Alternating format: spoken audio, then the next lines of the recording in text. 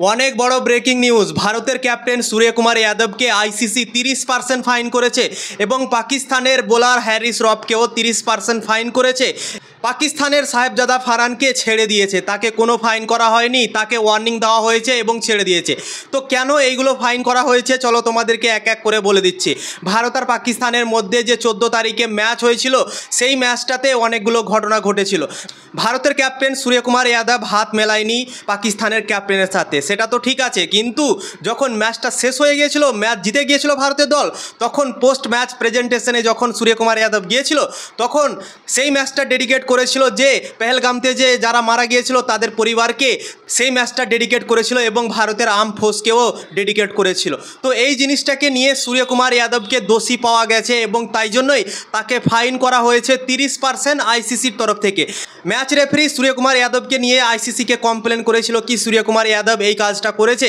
ICC সব কিছু খতিয়ে দেখার পর সূর্যকুমার যাদবকে দোষী পেয়েছে এবং 30% আইসিসি কেটে নিয়েছে, সূর্যকুমার যাদবকে ফাইন করেছে। 2 নম্বর, ভারত আর পাকিস্তানের মধ্যে দ্বিতীয় ম্যাচ হয়েছিল সুপার 4-এর 21 তারিখে এবং সেই ম্যাচটাতে হ্যারিস রফ খেলেছিল এবং সেই ম্যাচটাতে হ্যারিস রফ বাউন্ডারির কানায় এরকমভাবে জাহাজ উড়াচ্ছিল, তোমরা তো নিজেই দেখেছিলে। সেই জিনিসটার জন্য আইসিসি তাকেও 30% ফাইন করেছে, কেননা ক্রিকেট মাঠে এইগুলো শোভা দেয় না। ক্রিকেটের সৌন্দর্য ক্রিকেট মাঠে একটা দুর্দান্ত দুই দলের প্লেয়ারদের মধ্যে দেখা যায়, কিন্তু এমনভাবে কাজ করছিল হ্যারিস রফকে, এইভাবে দেখাচ্ছিল, ভারতের দর্শকদের দেখাচ্ছিল। তো তাই জন্যই আইসিসি তাকেও দোষী পেয়েছে এবং 30% তাকেও ফাইন করেছে।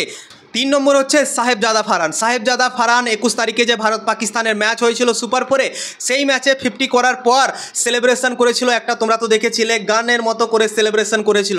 তো সাহেবজাদা ফারহানকে পুছতাছ করেছিল এবং সব কিছু জিজ্ঞাসাবাদ করার পর তাকে ওয়ার্নিং দেওয়া হয়েছে। ওয়ার্নিং দেওয়ার পর তাকে ছেড়ে দেওয়া হয়েছে এবং তাকে বলা হয়েছে কি ধ্যান রাখতে হবে আগে থেকে এরকম যেন আর না হয়। আইসিসির তরফ থেকে বলা হয়েছে সাহেবজাদা ফারহানকে কোনো ফাইন করা হয়নি আইসিসির তরফ থেকে, শুধু ফাইন করেছে হ্যারিস রফকে এবং ভারতের ক্যাপ্টেন সূর্যকুমার যাদবকে। সূর্যকুমার যাদবকে 30% ফাইন করেছে, হ্যারিস রফকেও 30% ফাইন করেছে। এটাও খবর বেরিয়ে আসছে কি বিসিসিআই নাকি এই যে দোষী পেয়েছে সূর্যকুমার যাদবকে সেটার বিরুদ্ধে নাকি চ্যালেঞ্জ করতে পারে আইসিসিকে, এইরকমভাবে রিপোর্ট বেরিয়ে আসছে। তো দেখার বিষয় হবে, সূর্যকুমার যাদবকে দোষী পেয়েছে আইসিসি, ফাইনও করে ফেলেছে, তো সেটার জন্যই নাকি বিসিসিআই চ্যালেঞ্জ করতে পারে সূর্যকুমার যাদবকে নিয়ে কি সূর্যকুমার যাদবের কোনো দোষ ছিল না, সূর্যকুমার যা করেছে ভালো করেছে, খুব একটা খারাপ কাজ করেনি। তো তাই জন্যই বিসিসিআই নাকি চ্যালেঞ্জ করতে পারে আইসিসিকে এই জিনিসটার জন্য, তাকে দোষী পাওয়া গেছে, 30% তার কেটে নেওয়া হয়েছে, সেটার জন্যই আইসিসিকে চ্যালেঞ্জ করতে পারে বিসিসিআই এবং আইসিসিকে বলতে পারে কি সূর্যকুমার যাদব কোনো দোষ করেনি, এইরকম রিপোর্ট বেরিয়ে আসছে। তো দেখা যাক কী হয়, যখনই কোনো আপডেট আসবে তোমাদেরকে দেওয়ার চেষ্টা করব, ঠিক আছে।